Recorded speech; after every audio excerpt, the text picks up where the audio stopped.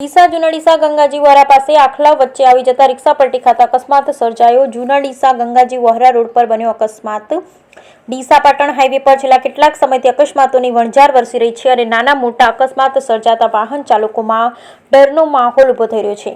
ત્યારે આજે વધુ એક અકસ્માત સર્જાતા બે યુવકોને ગંભીર ઈજા પહોંચી હતી। જૂના ડીસા ગંગાજી વોહરા પાસે આજે સાંજના સુમારે આખલો વચ્ચે આવી જતા રિક્ષા પલટી મારી ગઈ હતી, જેના પગલે રિક્ષામાં સવાર બે યુવકોને ગંભીર રીતે ઈજાગ્રસ્ત થતા 108ની ટીમે ઘટના સ્થળે પહોંચી ઈજાગ્રસ્ત બંને યુવકોને ડીસાની સિવિલ હોસ્પિટલમાં સારવાર અર્થે ખસેડાયા હતા।